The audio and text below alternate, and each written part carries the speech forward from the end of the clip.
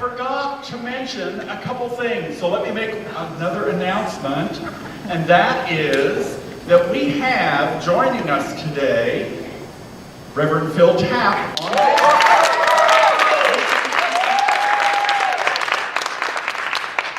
So thank you, Reverend Phil, for adding a lot to our music here. And thank you to Lisa for stepping up, and Alan stepping up and singing lead on different songs. If you listen real close, on some of the songs you're going to be hearing Chris Gemma, our drummer, sing too. So we're calling in all four songs. I also forgot to mention that I want to thank Colleen DeVries. She's been creating our beautiful altar each week this month.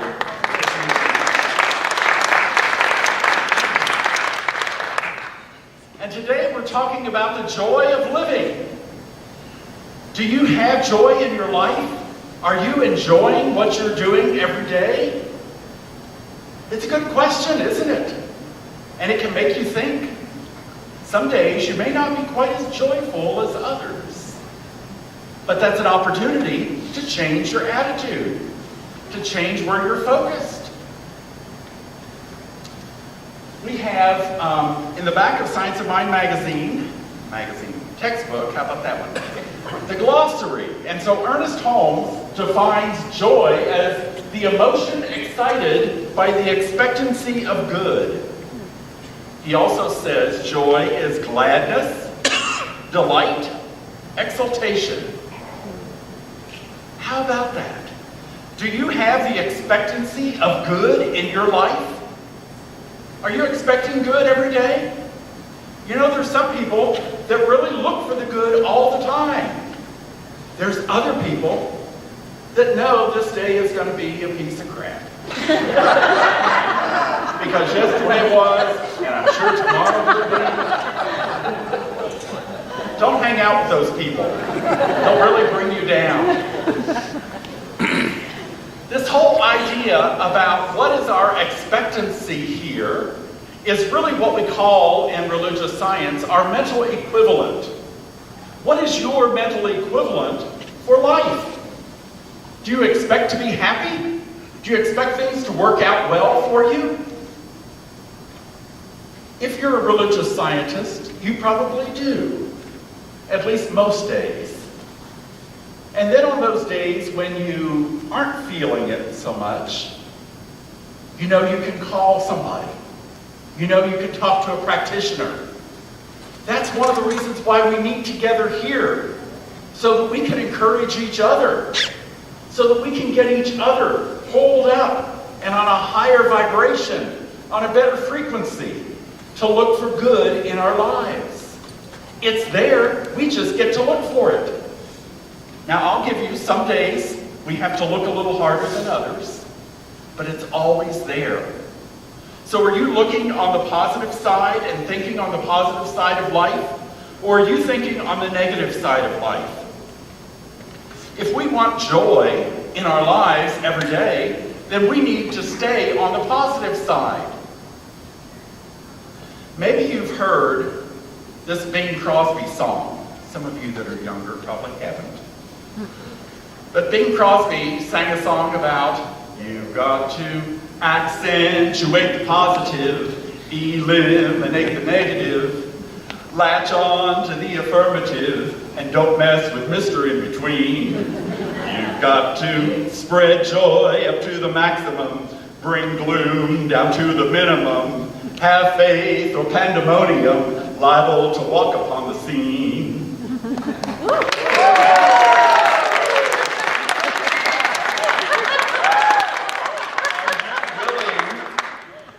To have faith and look for the positive. Accentuate the positive. Sometimes that takes a little work, doesn't it? Sometimes it comes really natural. But when you work on it and when you train your brain, it gets easier and easier. And that's the message here. Be aware of what your belief system is. If you're not seeing positive and seeing good in things, what's your belief system? Because that's what it goes back to. Do we believe that good is there for us to claim in our lives? Or do we think we have to work hard to have what we have? Psychologists will say that our beliefs are set between the ages of 3 and 5. That's a little scary. Do I want a 5-year-old telling me what to do as an adult? Well, my 5-year-old had several times. Awareness is the key here. So when we're aware of where our beliefs come from, is that a parent that told us this? A teacher? The minister when we were growing up? Where did that belief come from? And does it serve us today? Because if it's not serving us today, we need to discard that belief. And yes, we can change our beliefs. Ernest Holmes, our founder, said he was open at the top. Our teaching symbol has this V in the center of it, and that indicates being open at the top. Ernest said, as science progresses, as life evolves, we're going to learn more. So don't just go with my words. Try this for yourself. See if it works for you. And if it does, then take it on.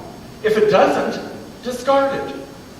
So if our beliefs don't work for us right now because they were something we developed when we were 3 or 5 years old, leave that behind.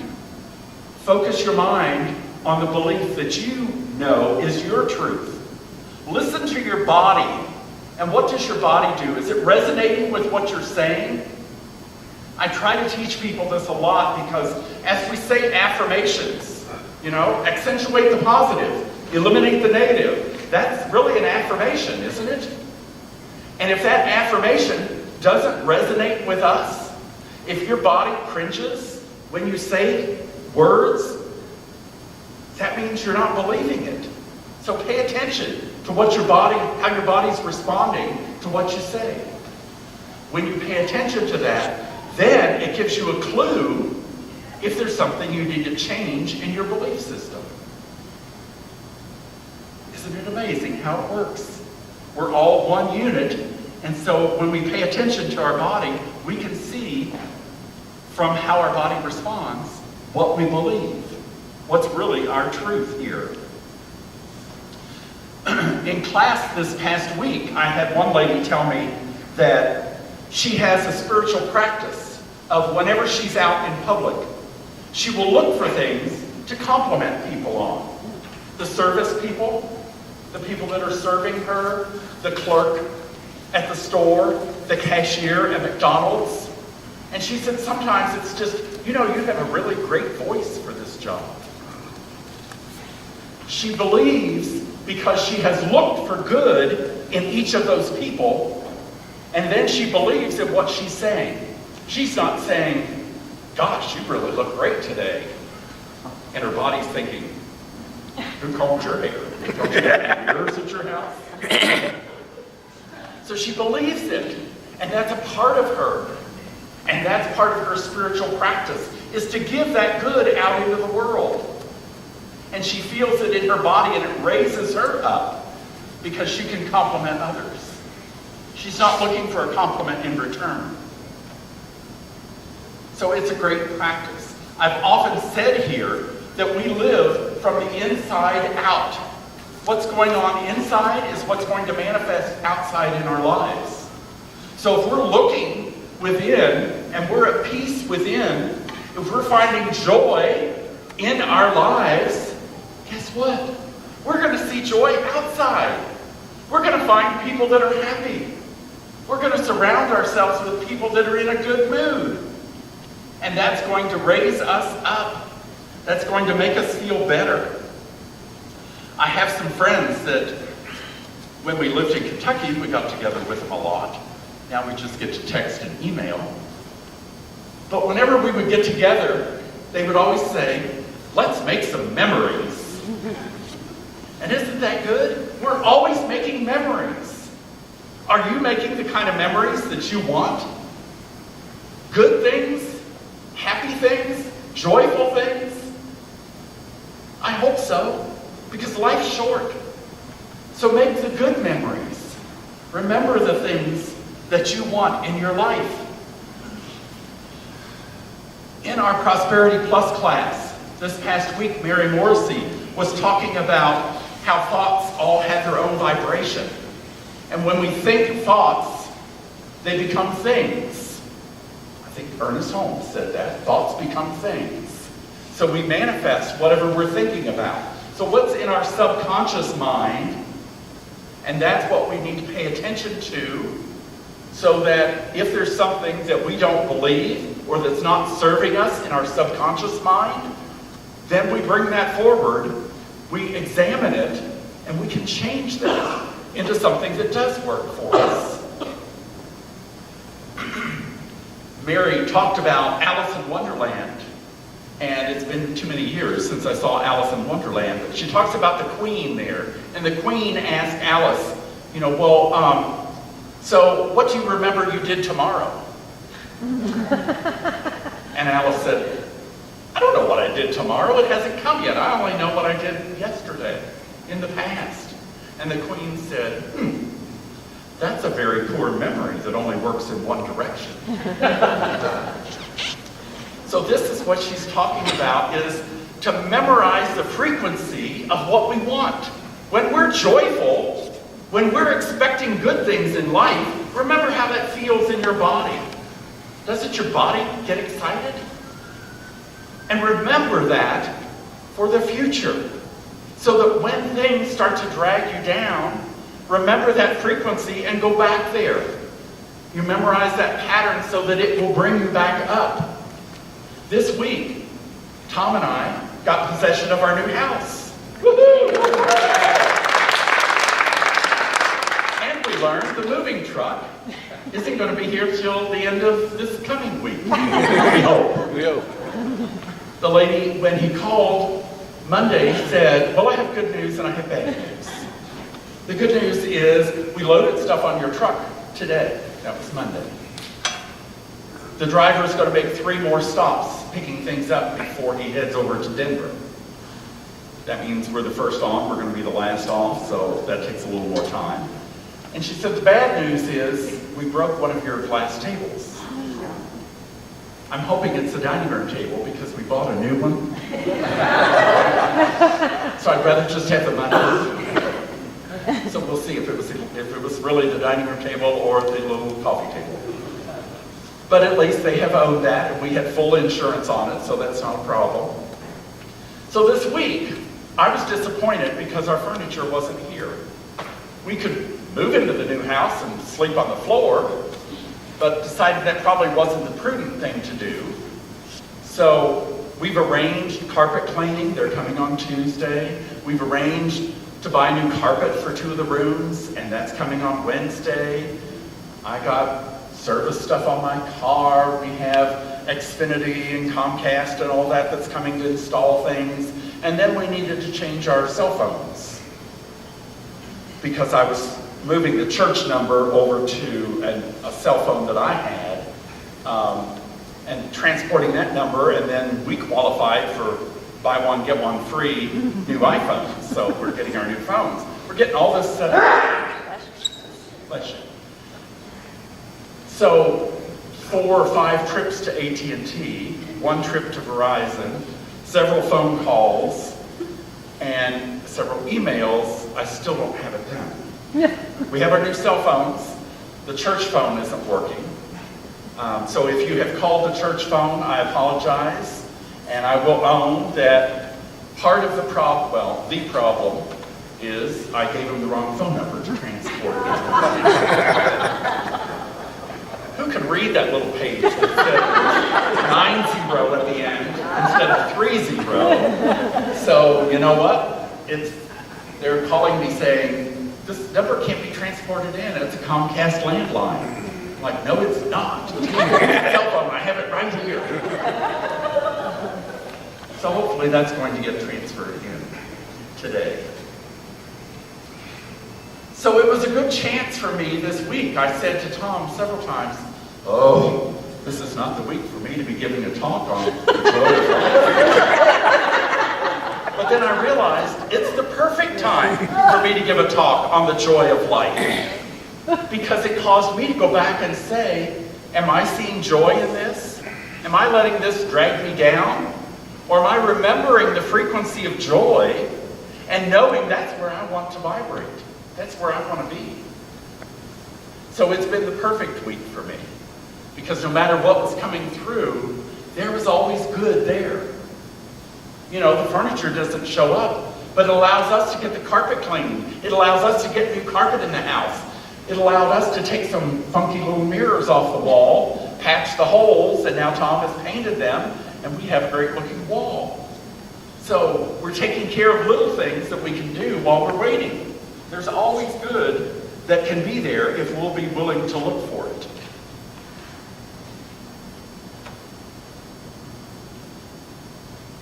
Accentuate the positive. Eliminate the negative from our minds. And don't mess with Mr. In-Between. That lukewarm stuff.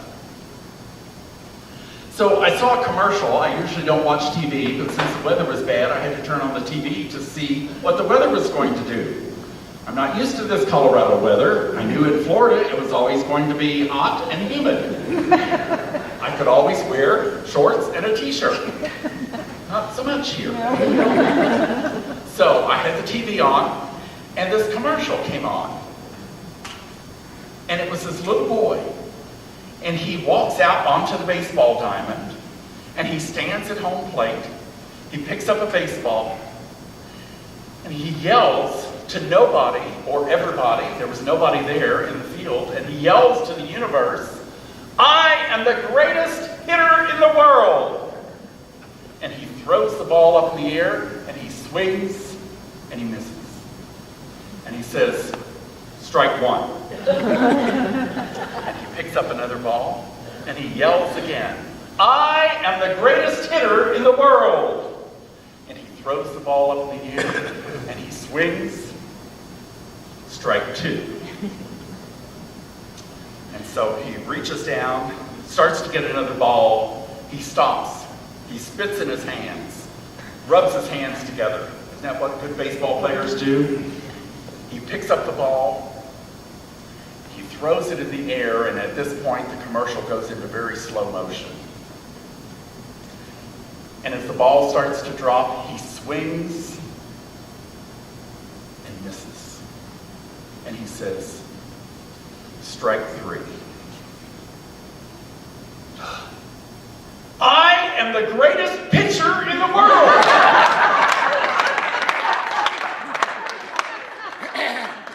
What are we affirming in our lives? Can we see the positive? When he didn't make it being a hitter, he just struck himself out 3 times. How great is that? He's the greatest pitcher in the world. So it's wonderful when we look for the good in life. We look for what it is that we can affirm and know for ourselves. Melody Beattie has a quote that says, "Gratitude unlocks the fullness of life. It turns what we have into enough and more. It can turn a meal into a feast, a house into a home, a stranger into a friend." For me, gratitude kind of equals joy. When I'm in gratitude, I'm joyful. And it will change my perspective of life when I choose gratitude. It will improve my outlook and lighten my thoughts. That's joy. That's joy in my life, accentuating the positive.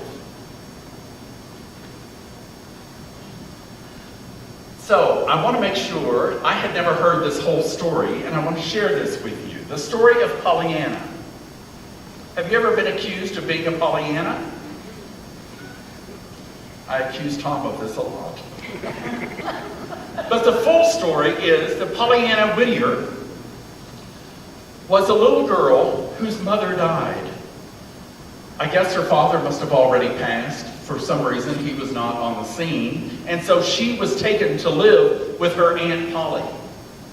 Now, Aunt Polly was a very wealthy woman but she was very cold and very stern, and she really did not want this little girl in her life. But she felt a duty to her late sister to take this child on. So she brought her into her nice home, and she put her in an attic room. There were no carpets, no pictures. And Pollyanna knew how to be grateful, how to bring joy into her life. And so instead of being upset that she was in this attic room with nothing around her, she extolled how great the view was from that high window. She loved it. It was great. She had learned years ago at Christmas time her philosophy of life, and her father had taught her this. She went to the missionary barrel hoping to get a doll one Christmas, and the only thing left in the barrel was a pair of crutches. Not what this little girl wanted. But her father taught her to be grateful. She did not need the crutches. And so she learned to play what she coined the glad game. She was always glad about whatever happened because it was good. She saw good in everything. Her aunt one time punished her, and her punishment was that she had to eat dinner in the kitchen, and the dinner was only bread and milk, and she had to eat with Nancy, the servant. Well, Pollyanna thanked her aunt because she loved bread and milk, and she loved Nancy. And so she ate her dinner of bread and milk with Nancy and was very joyful. Would we be joyful in such a situation? We have to play the glad game. Pollyanna started teaching townspeople about the glad game. And so Mrs. Snow was an invalid, and she taught her the glad game and practiced that with her. Mr. Pendleton was a miserly bachelor, and she taught him how to play the glad game and to be glad with everything that happened. Even Aunt Polly started to fall from Pollyanna's example and what she did. Eventually, the story goes, Pollyanna was hit by a car, and she lost the use of her legs. She was in the hospital, and she could not possibly think of anything to be glad about. That's when the townspeople started coming in to visit her and tell her what a difference she had made in their lives, how she had really encouraged them, and that they were so thankful for her. And she decided she could be thankful that she used to have legs she could use. Eventually, her example helped her aunt so much that Aunt Polly connected with a former lover and got married. And when she got married, she sent Polly to a rehab hospital where they taught her how to use her legs and how to walk again. And because of her temporary disability, she was very, very glad for her legs and her ability to walk. Pollyanna trained her mind to help herself and to help others in the glad game, in being joyful in life, in finding gratitude. You too can be a Pollyanna if you look for the good things in life. If you look for what's going to raise you up and what you can be thankful for. There's always something that you can be thankful for. Mark Twain said, "To get the full value of joy, you must have someone to divide it with." So as we live our lives, we see that when we give to others, we get back in return. As we give out, we get back. And so let's give out the joy. Let's give out the love. Let's give out the excitement of life. Because we know when we do that, we're going to get that return to us. In summary, I will tell you that if you want to live a life of joy, expect good things in life. Expect the good to happen. Accentuate the positive. Eliminate the negative. And don't mess with Mr. In-Between. Understand your beliefs. Understand where they came from and evaluate, are they something that work for you today? Or is this something that you had as a child and you drug with you through your life and you're ready to give it up? Make sure that your beliefs really resonate with yourself, with the truth of who you are and the goodness within you. Accentuate the positive and eliminate the negative. And then handles. Mary Morrissey talked about her practice of whenever she reached for a handle, anytime during the day, she would ask herself, how am I handling my thoughts now? How am I handling this situation?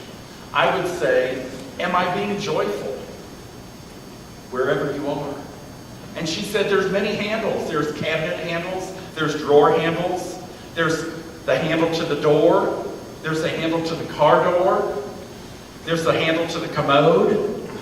There are lots of handles that we touch during the day. And any time that you reach for one, ask yourself, am I being joyful? How am I handling life?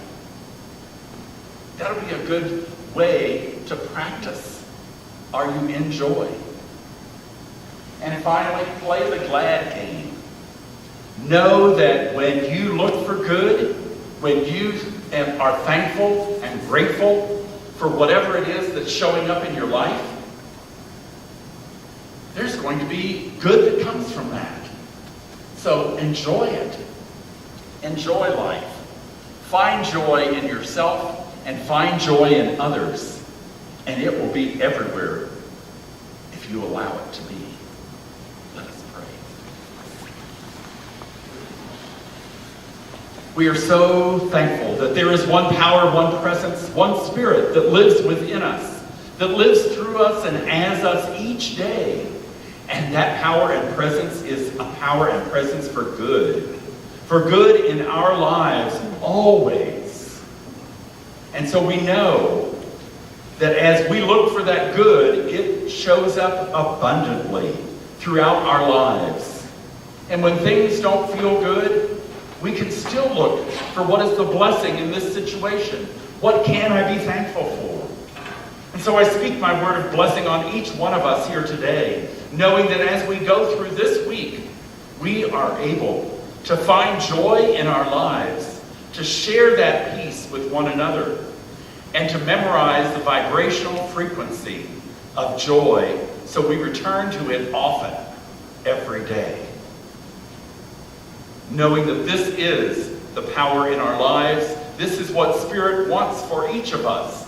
Good and more good to come to us. We allow it. We open our minds and allow it to happen.